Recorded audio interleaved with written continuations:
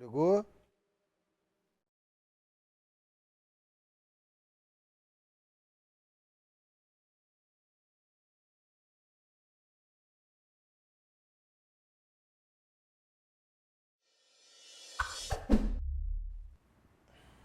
Alô pessoal, curso Master.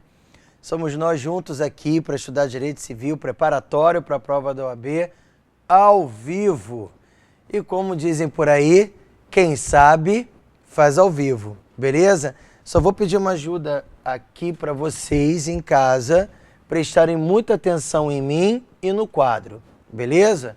Porque nosso tema, sucessões, e tudo que a gente for conversando vem para o quadro. Estudar direito das sucessões é sempre bom fazendo esqueminha, tá? O que você precisa ter na sua cabeça para fazer a sua segunda fase? Em primeiro lugar, aquelas coisas básicas. 1. A Ceasine, que está lá no artigo 1784. Lembra, no momento que a sucessão é aberta, que todo patrimônio é transferido para os herdeiros. A universalidade de direitos da pessoa falecida é transmitida no exato momento da abertura da sucessão. A lei que você vai aplicar na sucessão é a lei que estava em vigor no momento em que a sucessão foi aberta. Então, dependendo da pergunta que te fizerem, não vou nem considerar que seja peça, mas no momento de uma das 5 perguntas, mantenha na tua cabeça, a sucessão foi aberta em tal data, então você vai aplicar a legislação em vigor naquele momento. Eu não acredito que venham a cobrar de você o conhecimento da legislação anterior ao Código Civil de 2002. Mas o que você deve lembrar é que, por decisão do STF,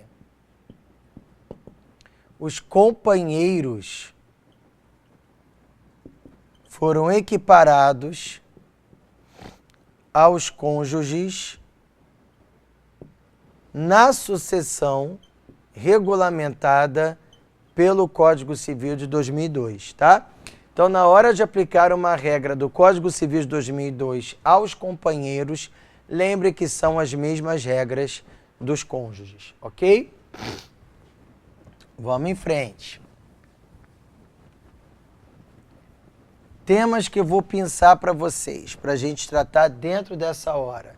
Em primeiro lugar, a cessão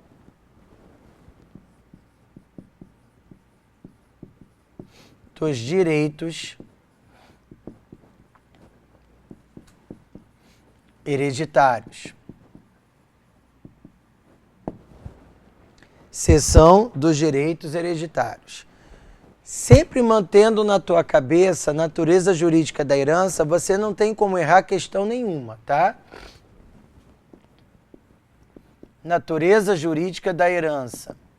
Artigo 80, inciso 2, mais 1791, caput, e parágrafo único. Ou seja, o direito sucessório sempre é bem imóvel. Sempre é bem imóvel, mesmo que todo monte seja composto de coisas móveis. Não interessa, é ficção jurídica, tá? Enquanto se tratar de direito sucessório, é bem imóvel, unitário e indivisível.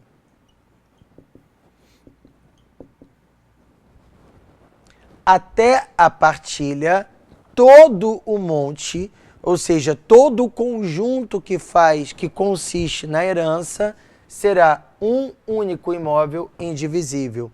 Por isso que a lei estabelece que os co-herdeiros devem ter o mesmo tratamento dos condôminos. Aí fica fácil. Se você imagina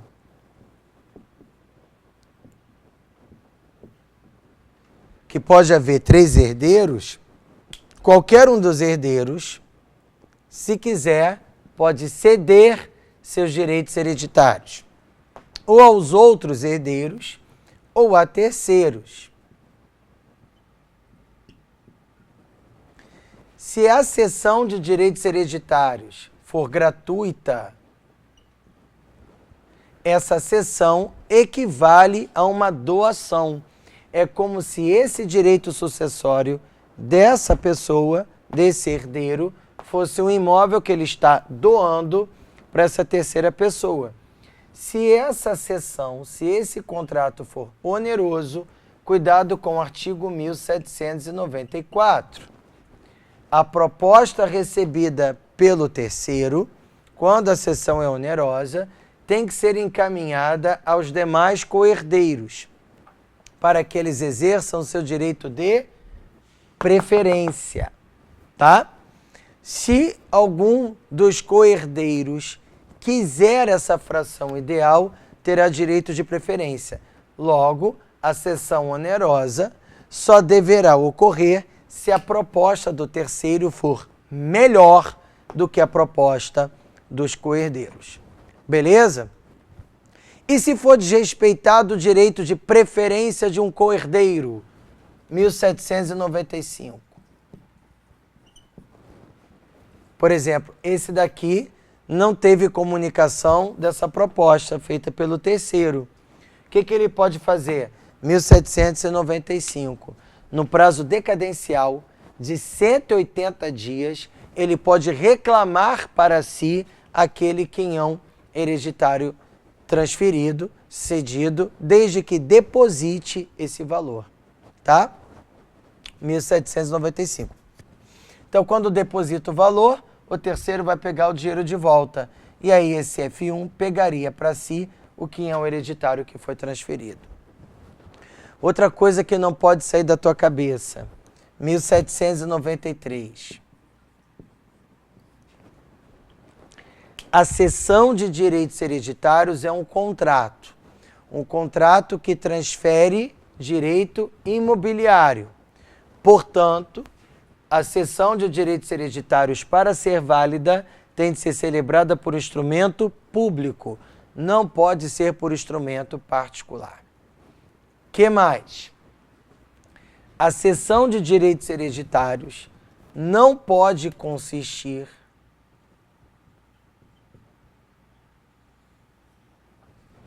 em bens singulares. Não pode consistir em bens singulares. Por exemplo, cessão de direitos hereditários do apartamento, cessão de direitos hereditários daquela casa, cessão de direitos hereditários do galpão, não pode.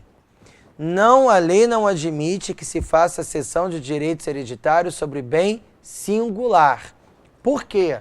Por causa da natureza jurídica da herança, tá? A herança é como se fosse um só imóvel indivisível. Então, o que esse F3 tem para negociar? 1/3 da herança. Então, o que ele pode ceder aos demais coherdeiros ou a terceiros é o direito de participar da herança, o direito de participar da partilha, retirando da universalidade em sucessão 1/3. É isso que ele pode transmitir, porque é isso que ele tem, tá? Não se admite a transferência de bens singulares. Cessão de direitos hereditários não mexe com o patrimônio que está em sucessão. A cessão de direitos hereditários não altera os bens que estão em sucessão. A cessão de direitos hereditários só altera a participação dos herdeiros. Então, se houver algum interesse de mexer nos bens, usar o dinheiro que está na conta, vender um carro, né, enfim, transferir a propriedade de um imóvel, para mexer no patrimônio que está no monte, só se houver, parágrafo 3º, autorização judicial. Se o juiz não conceder alvará, não pode mexer nos montes. Fazer cessão de direitos hereditários à vontade. Se é contrato, o Estado não se mete. Beleza? Muito bem. Então, esse tópico, seção de direitos hereditários, mantenha claro na sua cabeça. Outro tópico importante em direito das sucessões numa segunda fase é a vocação hereditária. Artigo 1798. Mas, gente, cuidado com isso. Foco na tua prova. Não vá querer fazer de uma segunda fase da prova da OAB uma discussão acadêmica, tá? Você está se preparando para a advocacia. Então, pensa o seguinte, vocação hereditária.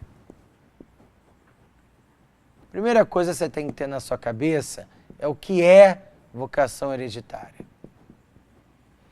Vocação hereditária significa o direito de suceder. Quem é que tem direito sucessório? 1798. Tem direito sucessório aqueles que estiverem vivos no momento em que a sucessão for aberta. Ou seja, é o princípio da coexistência. Quem existir no mesmo momento que a sucessão for aberta. Coexistência.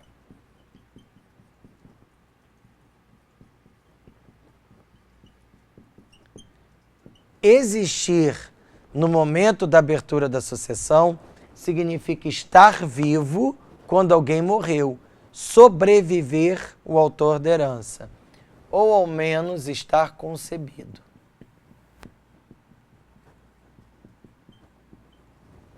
Então, o que para o examinador é fácil, é tranquilo, para você pode ser difícil. Então, a limitação que eu estou te apresentando, para você pode ser complicada, mas para o examinador não é. Vamos lá? Vamos começar pelas pessoas que estão vivas no momento que a sucessão é aberta. Estar vivo significa dizer que pré-morto ou como oriente não tem direito à sucessão. Carlos é casado com a Marlene.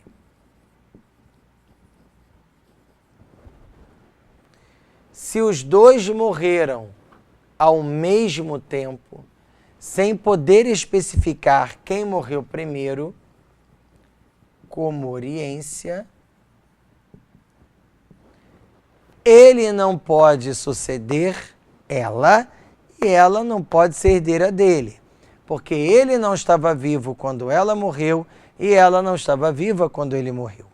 Então, passo a passo, a morte extinguiu o casamento. Pá! A morte acabou com o casamento dos dois.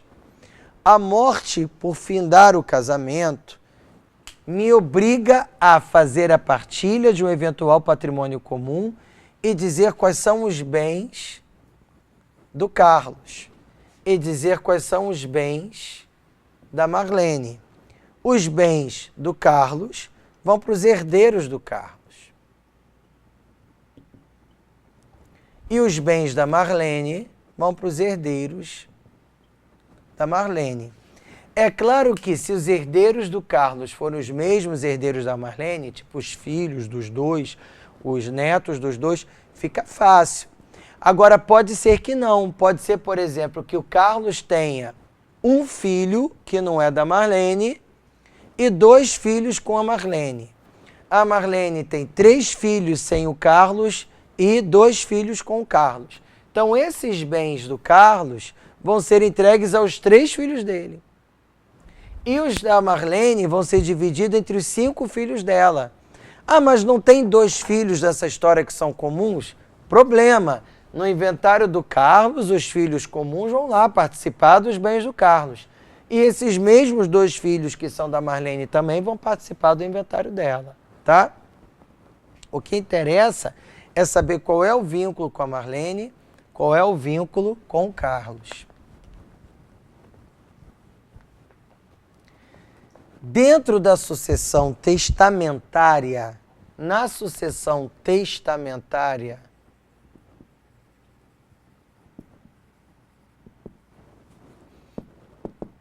em 1858 do Código Civil, nomeação, intuito, persona. O que significa dizer isso? Leonardo fez um testamento constituindo Carina sua herdeira. O Leonardo, que é o testador, faleceu no dia 2 de junho de 2017. Só que a Carina já estava morta desde 2015. Se a Carina já estava morta desde 2015, pode parecer idiota, gente, mas tem que ficar atento.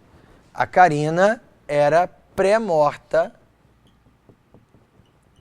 ao Leonardo. Pré-morta significa que ela não estava viva quando o Leonardo morreu. Se ela não estava viva quando o Leonardo morreu, o que vai acontecer com o direito sucessório da Carina? Princípio da sobra. Artigo 1788. O que não pôde ser cumprido para a Carina no testamento, a gente vai jogar a favor da sucessão legítima. O que a Carina não levou, vai para o monte. Ué, não poderia ir para os filhos da Carina? Não, porque o Leonardo estabeleceu que quem teria que sucedê-lo era a Carina. E na sucessão testamentária, vale o que está escrito. Se o Leonardo quisesse que a Carina fosse substituída, ele teria de escrever isso, tá? Só que ele não escreveu, então sobra mais para o monte.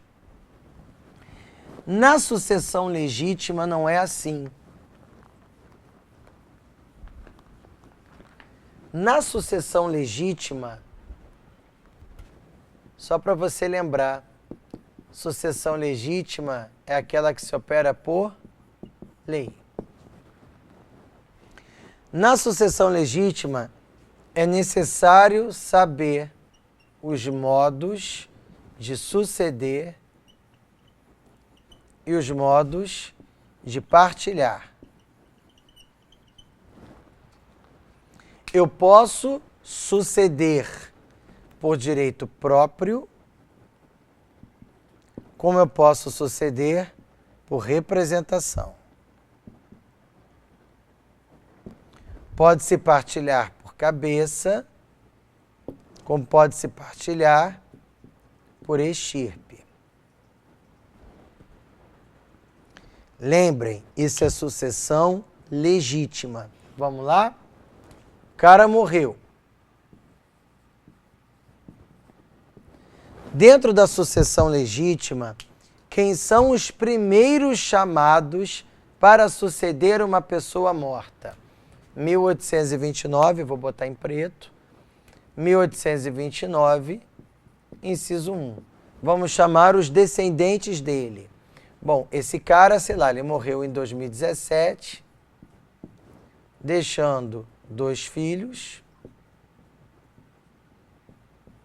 5 netos,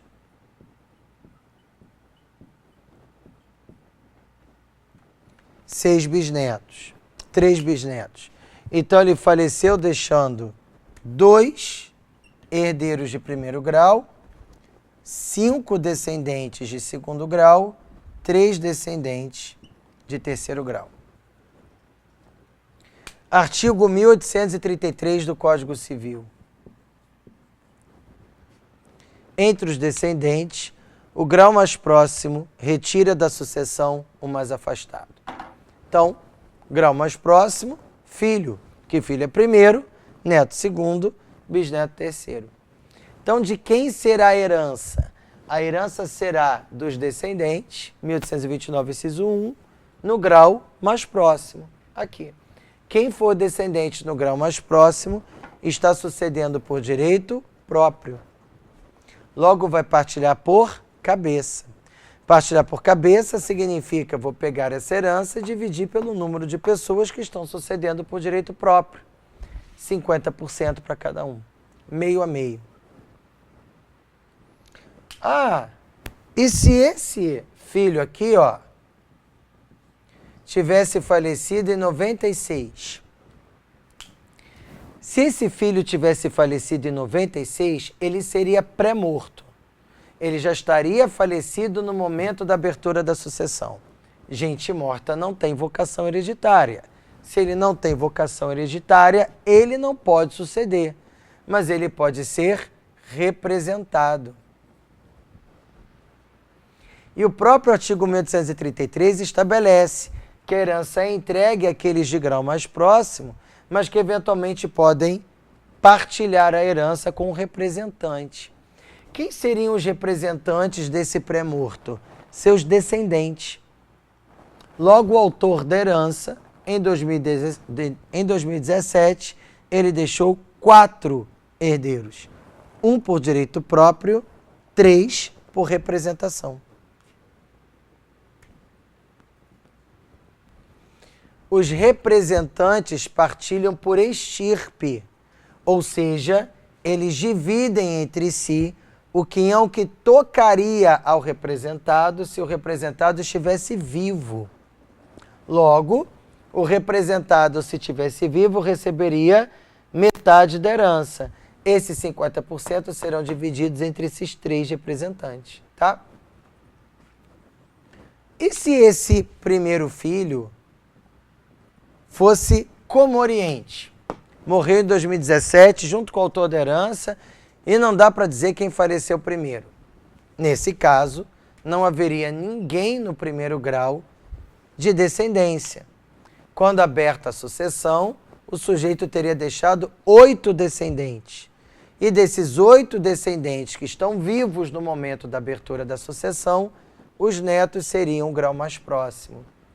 Sendo os netos nesse cenário o grau mais próximo, os 5 netos sucederiam por direito próprio, partilhando por cabeça. Logo, cada um dos 5 netos levando 20% da herança. Se você pegar o artigo 1835, ele já ficou mais fácil. O filho sempre sucede por direito próprio, partilhando por cabeça, porque filho sempre é descendente de grau mais próximo. Mas a partir do momento que pode haver outros descendentes, esses outros descendentes da herança ou seriam sucessores por direito próprio ou por representação, partilhando por cabeça ou por estirpe, dependendo de como eles estivessem inseridos nesse cenário, nesse quadro. Da mesma forma que se esse neto aqui não sucedesse, esses 2 bisnetos sucederiam por representação. Olha, 4 por direito próprio levando 20% e a parte do representado partilhada por estirpe entre esses 2 bisnetos, 10% para cada um. Ok? Muito bem. Toda essa história para entender como seria a sucessão daqueles que vivos estivessem no momento da morte, no momento do óbito.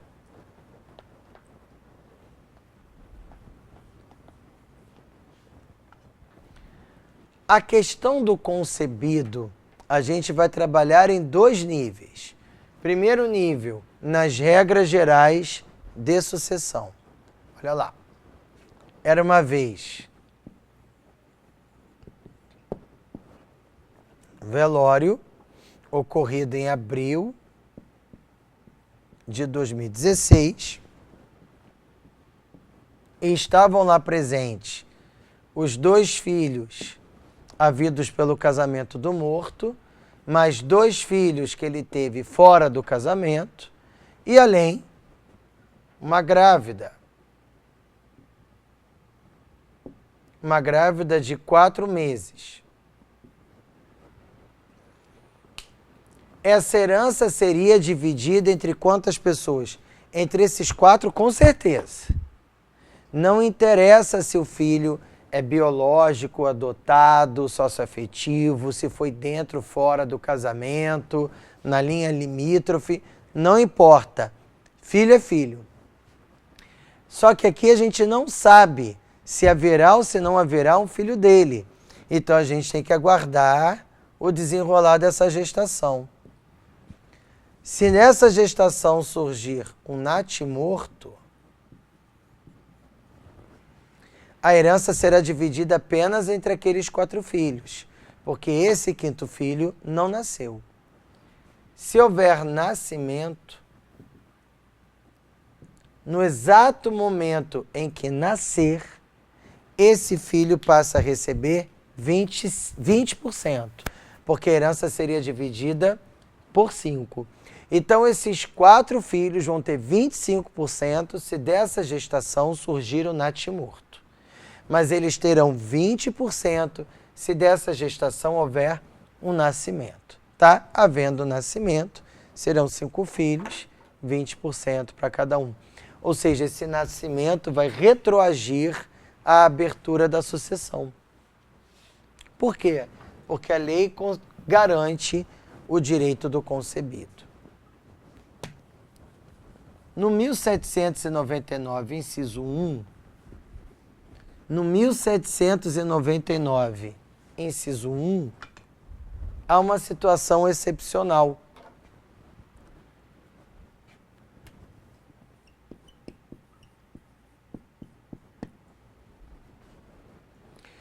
Em 1799, inciso 1, é de quem não está concebido. É uma prole eventual. Eu já disse muitas vezes de público que eu não gosto desse nome, mas você deve se acostumar porque podem utilizar esse nome na sua prova porque ele é consagrado pela doutrina. É como se você considerasse o seguinte: o Gabriel fez um testamento. E o Gabriel deixou um imóvel para o primeiro filho do seu irmão Tiago. Esse imóvel não é do Tiago. Esse imóvel vai ser do filho do Tiago, do primeiro filho do Tiago. O problema é que no momento da abertura da sucessão do Gabriel, que foi no dia 13 de outubro de 2012, o Tiago estava vivo, mas o Tiago não tinha filho e até onde se sabia, não havia ninguém esperando o filho do Tiago. Porque se já estivesse encaminhado o filho do Tiago pela concepção, a gente já garantiria que esse imóvel poderia se tornar objeto de propriedade. Por quê? Porque a gente estaria de acordo com o artigo 1798. O problema é que o Tiago não tem filho nenhum e nem imagina de ter filho algum dia. Então, a princípio, não teria ninguém para reclamar essa herança, porque filho do Tiago não está vivo e sequer está concebido. O que a lei está exigindo no 1799, inciso 1? A lei está exigindo que o Tiago esteja vivo. Porque como ele não tem filho e nem tem concepção, nem tem filho concebido ainda, ele tem que estar vivo para poder gerar esse herdeiro. Então, o artigo 1800, parágrafo 4º do Código Civil, estabelece um prazo de 2 anos para a concepção desse filho. Então, esse filho do Tiago, ele até pode nascer depois de 2 anos, depois de 13 de outubro de 2014, não tem problema. Só que ele tem que nascer de uma concepção ocorrida dentro do prazo. A concepção tem que ocorrer até 13 de outubro de 2014. O nascimento é que pode ser depois. Então, se essa criança nasce de uma concepção tempestiva, o imóvel é da criança. Se a criança não nascer, ou se nascer de uma concepção ocorrida depois desse prazo, então o imóvel será destinado aos herdeiros do Gabriel. É de novo o princípio da sobra, ou seja, o que não pôde ser cumprido no testamento vai se reverter para o monte. Vão se dar bem lá os herdeiros do Gabriel. Tudo bem? Enquanto essa situação permanece pendente, quem vai administrar esse imóvel é o Tiago, a não ser que o Gabriel tenha estipulado outra pessoa no testamento, tá? Os aluguéis desse imóvel vão seguir a sorte do principal. Então, se não houver filho do Tiago surgido de uma concepção tempestiva, os aluguéis vão seguir em favor dos herdeiros. Caso contrário, os aluguéis ficam aqui mesmo na herança e, sendo o imóvel de propriedade dessa criança, do filho do Tiago, os aluguéis que esse imóvel tiver produzido nesse interregno serão do Tiago. Por quê? Enquanto o Tiago for titular do poder familiar do filho dele, o Tiago terá o usufruto dos bens de seus filhos. Então, se o filho do Tiago é proprietário de um imóvel e o imóvel está alugado, o dinheiro dos aluguéis pertence ao Tiago, por força do artigo 1689, inciso 1. Muito bem. Outra coisa. Pode ser que ninguém te pergunte isso, tá? Mas se te perguntarem, é bom que você lembre. Artigo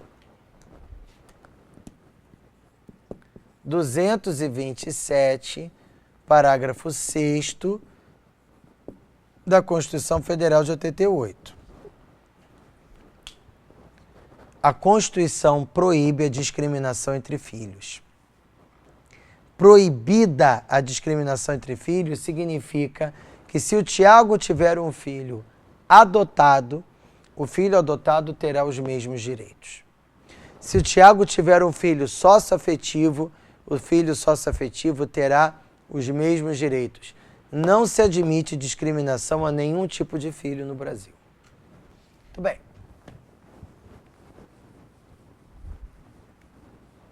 Já que a vocação hereditária clareia nas mentes, então vamos aproveitar que a gente tem esse tempo para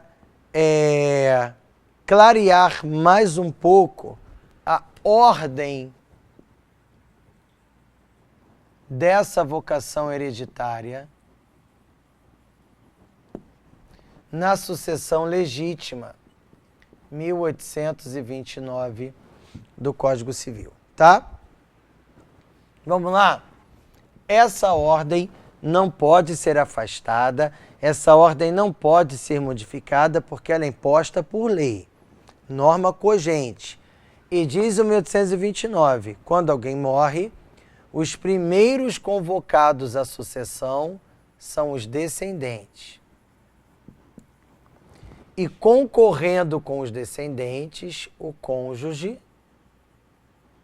por decisão do STF, companheiro também. Então não importa se a pessoa falecida era casada ou se ela vivia em união estável, certo? Tanto viúvos quanto ex-companheiros têm direito a concorrer com os descendentes nos moldes do artigo 1829, inciso 1. A concorrência é a regra.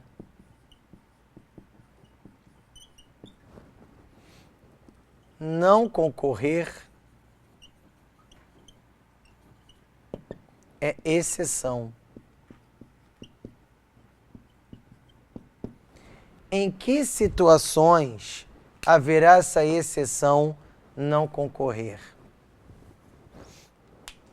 Se na época da abertura da sucessão, se na época da morte, o regime de bens entre cônjuge e companheiro com a pessoa falecida for comunhão universal,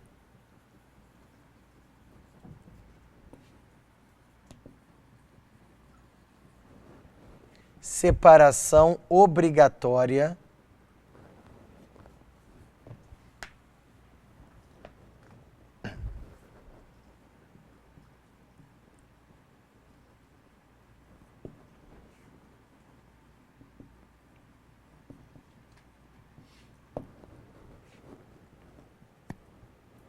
e comunhão parcial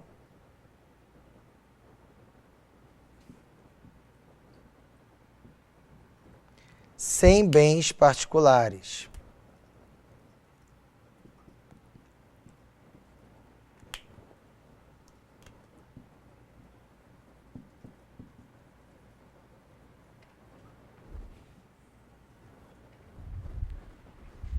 Essa é a configuração. Exemplo. Hélio e Teresa eram casados pelo regime da comunhão universal de bens. Tá? Se o Hélio morrer, o casamento acabou. Se o Hélio morrer, o casamento acabou. Lembra? Até que a morte os separe. E a morte os separou. Com a morte do Hélio, o casamento acabou. Não era comunhão universal? Então, metade de tudo é meação da Teresa. E a outra metade de tudo será 100% da herança do Hélio. Tudo que o Hélio tinha era metade de tudo que é da Teresa. A Teresa está viva. Não existe herdeiro de pessoa viva. Ninguém vai pegar o que é da Teresa. E o que é da Teresa? A meação dela. Meação da Teresa não está na herança. O que é herança? É a parte do Hélio. Imagina um inventário que está mencionando tudo que está no inventário, 50% de propriedade, 50% de não sei o que, 50% de depósito, tudo é 50%, porque os outros 50% é tudo da Teresa. Ora, como a Teresa já tem metade de tudo, a Teresa já tem metade de tudo, então essa outra metade será só dos descendentes. Por quê? Porque ou você tem meação, ou você tem herança. Como a Teresa tem meação sobre tudo, não sobrou nada para ela participar na herança. Troca a cena.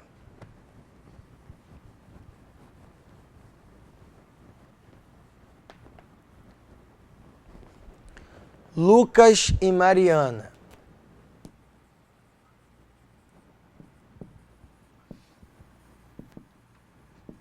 Lucas e Mariana são casados pelo regime da comunhão parcial de bens. Tá? A Mariana morreu. Se a Mariana morreu, o Lucas está vivo, a gente vai entregar aos herdeiros da Mariana os bens dela. Só que tudo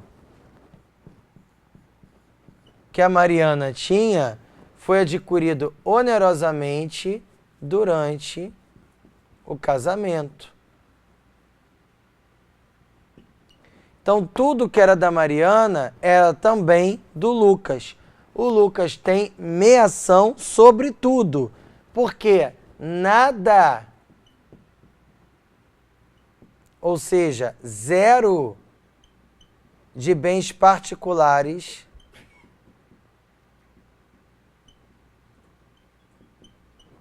da Mariana. Então, já que o Lucas já tem meação sobre tudo, não faz sentido ele participar de alguma coisa do patrimônio da herança da Mariana. Por quê? Eles eram casados pela comunhão parcial de bens e nesse inventário não tem bens particulares. Não havendo bens particulares, o Lucas não vai concorrer no inventário da Mariana. Tá. Troca a cena. Mais uma vez, comunhão parcial de bens. Nesse caso, Mateus e Letícia. O Mateus morreu. Tudo que ele deixou, de novo, comunhão parcial. Tudo foi adquirido onerosamente durante o matrimônio.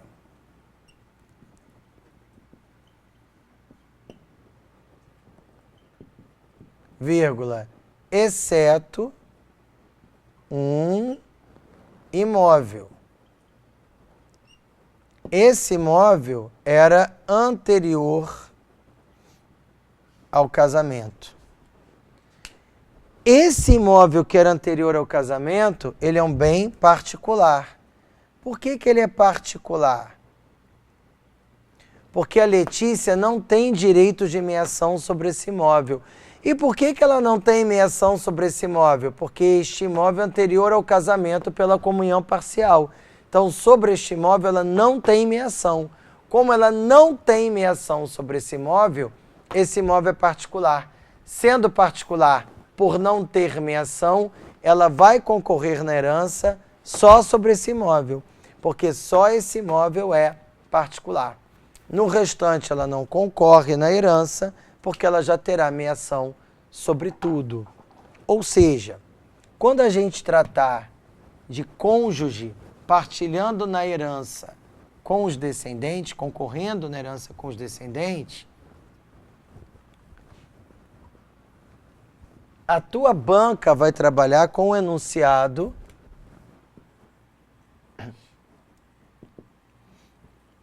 (270) da terceira jornada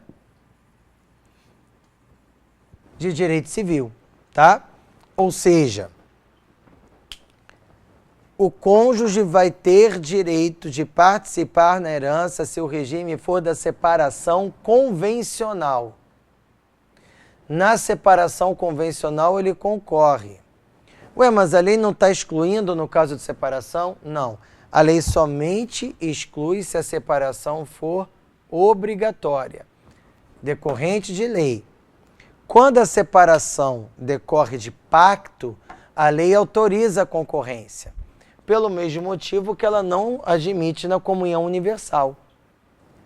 Não admite concorrência na comunhão universal, porque na comunhão universal o cônjuge sobrevivente tem meação sobre tudo. Na separação total, o cônjuge não tem meação sobre nada. Já que não tem meação sobre nada, porque todo o patrimônio era particular, ele concorre na herança. Da mesma forma que se for comunhão parcial ou participação final nos aquestos, o cônjuge só vai concorrer na herança, ou companheiro, no que tange aos bens particulares. Porque nos bens comuns ele não vai concorrer na herança na medida em que ele já está garantido pela meação. Beleza?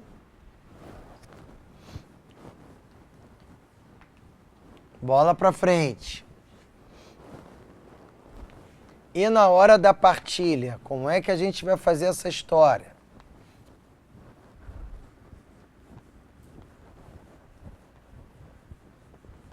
Na hora da partilha, a gente vai aplicar o artigo 1832. E o que é o artigo 1832? Em primeiro lugar, vou considerar que alguém morreu e deixou o cônjuge. O 1832 diz que o cônjuge vai receber a mesma coisa que tocar aos seus descendentes. que partilharem por cabeça. Então, se há 2 descendentes partilhando por cabeça, o que cada um desses descendentes receber vai ser a mesma coisa que esse cônjuge vai receber. Então, ó.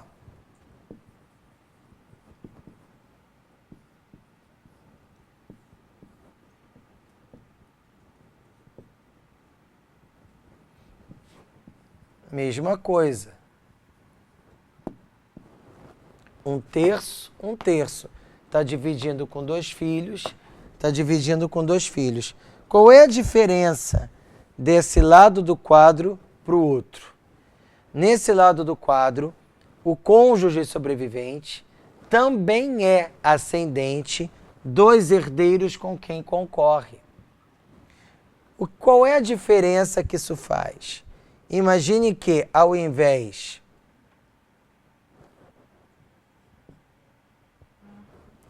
de 2 filhos,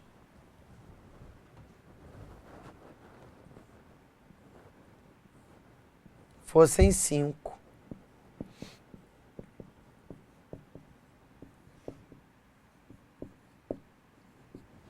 Mas todos os 5 filhos da pessoa falecida são também filhos do cônjuge sobrevivente. Logo, esse cônjuge vai ficar com 25% da herança. Por quê? Por que ele vai ficar, e cada um deles com 15%, né? E por quê essa divisão desigual?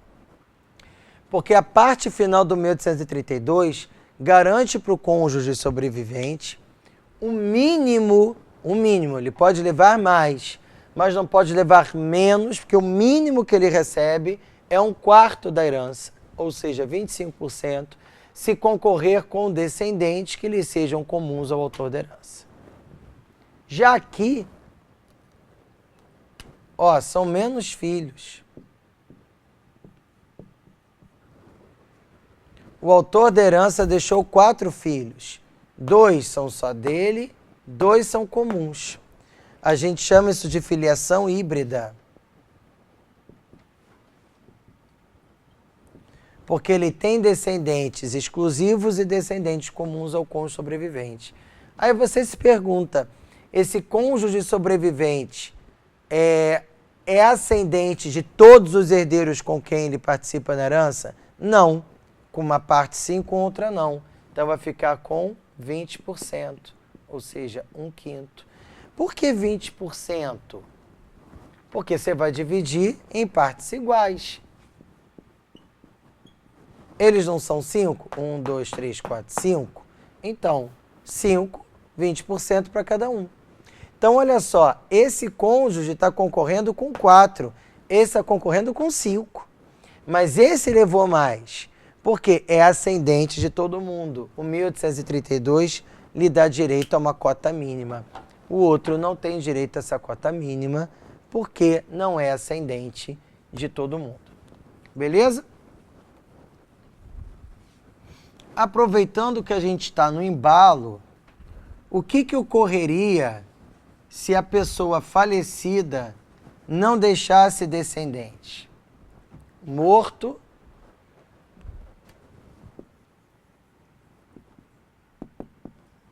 não deixou descendente. Se não deixou descendente, artigo 1829, inciso 2. Nós vamos chamar os ascendentes.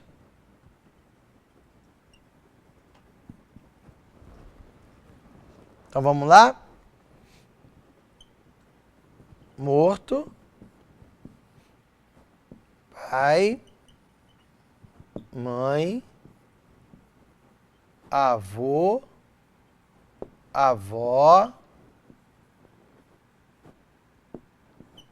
não tem essa avó materna, mas tem esse avô.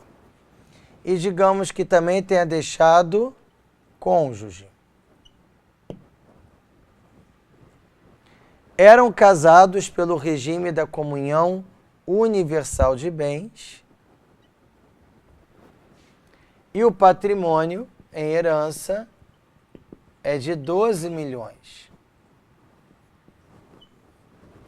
Sendo de 12 milhões e o regime é da comunhão universal, o cônjuge sobrevivente, ou companheiro tanto faz, terá sua meia-ação garantida, que é de 6 milhões. Porque o regime é da comunhão universal. A outra metade é a herança, que também é de 6 milhões. Havendo cônjuge e ascendente, 1829, inciso 2, mais 1836 e 1837. Olha, o morto deixou ascendente de primeiro grau e de segundo grau. Vamos começar? Primeiro lugar, o cônjuge está concorrendo na herança com ascendentes de primeiro grau. Então, a gente vai entregar para o cônjuge, na forma do artigo 1837, 1/3 da herança. Ou seja, 2 milhões. Esquece a menção porque já é do cônjuge. O que sobra? 4 milhões. 4 milhões, como é que eu vou dividir? Você não tem 2 ascendentes de primeiro grau? Os ascendentes de grau mais próximo retiram da sucessão o ascendente de grau mais afastado. Então, a herança vai ser só dos pais, certo? Metade para o pai, metade para a mãe. 2, 2, 2. Eu tenho uma dúvida. E se o pai fosse pré-morto? Na data da abertura da sucessão, os ascendentes que sobreviveram, a mãe e esses avós, como é que a gente resolve esse problema? Em primeiro lugar, eu tenho que ler de novo o 1837. E o 1837 diz o seguinte, que se o cônjuge concorrer na herança com um ascendente só, ele vai ficar com a metade. Ou seja, já não será mais 1/3, será a metade. Logo, ele fica com 3 milhões. Se você deu a metade para o cônjuge, você deixou a metade para os ascendentes. Sandro, como assim um só ascendente? Ele deixou 4, mas vamos pensar juntos? O ascendente de grau mais próximo retira da sucessão o mais afastado. A mãe é primeiro grau. Aí alguém me manda a seguinte pergunta. Tá, mas e os avós paternos não poderiam representar? Não, não podem. Porque o artigo 1852 do Código Civil não autoriza a representação entre os ascendentes. Logo, a integralidade dessa herança, 3 milhões, porque o cônjuge já tirou a parte dele, essa integralidade iria para a mãe, tá? Se não houvesse nem pai nem mãe, tem nem pai nem mãe para suceder esse morto, então não tem primeiro grau. Se não tem primeiro grau, a gente chama o segundo grau. Logo agora o cônjuge vai concorrer na herança com ascendentes de grau superior ao primeiro. Quanto que esse cônjuge vai levar na herança? Mantém-se a metade. É o artigo 1837. Então, já que você tirou a metade da herança para o cônjuge, fica o resto da herança para dividir entre esses 3 ascendentes. Vai ser 1 milhão para cada ascendente? Não. 1836, parágrafo 2º, partilha por linha. Como é que eu faço a partilha por linha? Eu vou pegar esta herança e jogar metade, 1,5 milhão, na linha materna e a outra metade na linha paterna. Eu vou dividir esse 1,5 milhão entre esses 2 avós paternos e vou entregar esse 1,5 milhão para o avô materno. Certo? Importante também para a sua prova, o direito real de habitação do cônjuge. ou do companheiro. Sempre lembrando, tá? Não tem diferença.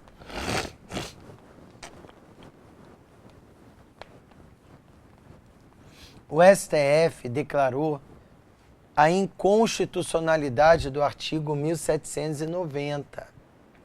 Então, sendo inconstitucional, não há mais diferenças de tratamento entre cônjuges e companheiros na sucessão.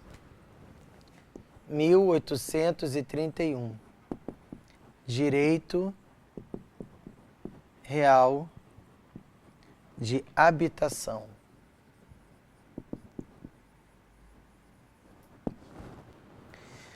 Direito real de habitação é garantido ao cônjuge sobrevivente sobre o único imóvel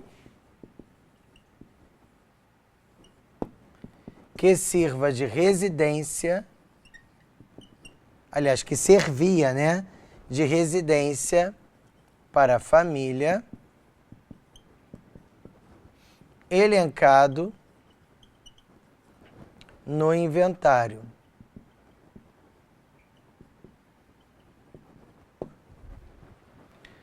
Então, o Henrique morreu.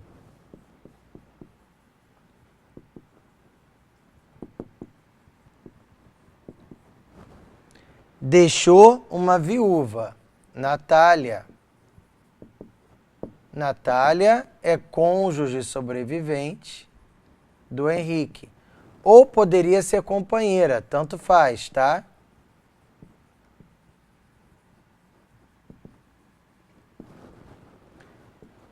Se ele deixou viúva ou ex-companheira, você tem que prestar atenção na redação do teu enunciado.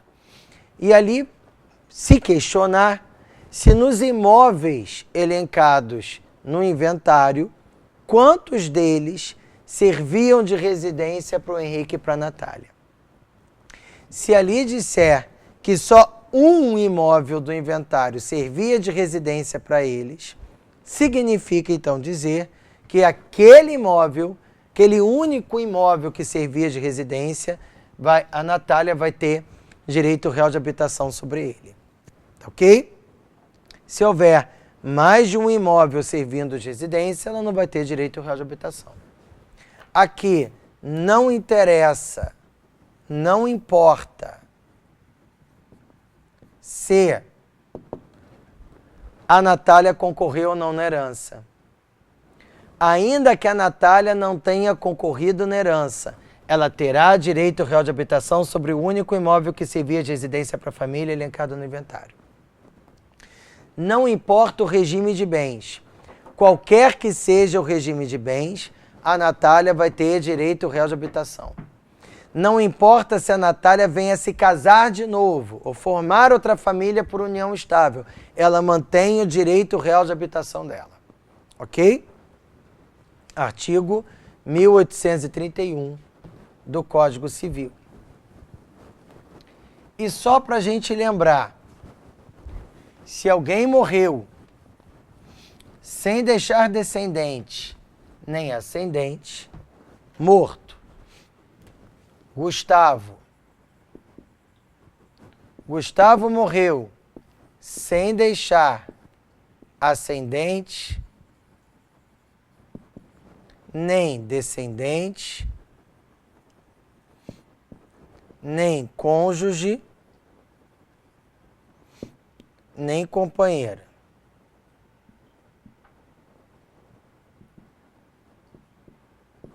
Se não deixou nada disso, quem vai ter direito de herdar os bens do Gustavo? Os seus colaterais. Tá? Na ordem do grau de parentesco. Então pensa lá, o Gustavo morreu. Ele deixou 4 irmãos.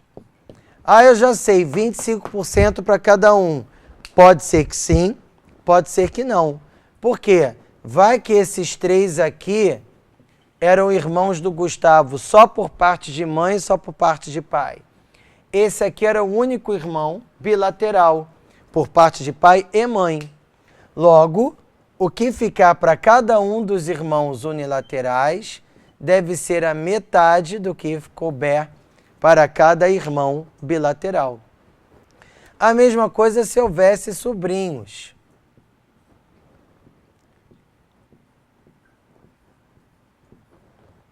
Se não tivesse nenhum irmão na herança, a herança iria para os sobrinhos. Porém, cada filho de irmão unilateral teria que receber a metade do que recebesse cada filho de irmão bilateral, tá? Artigos 1841 e 1843, parágrafo 2º. Beleza, galera? Enorme prazer estar com vocês nessa horinha ao vivo, dando uma repassada básica em direito das sucessões. Sempre torcendo por vocês. Contem conosco aqui no Master. Um grande abraço.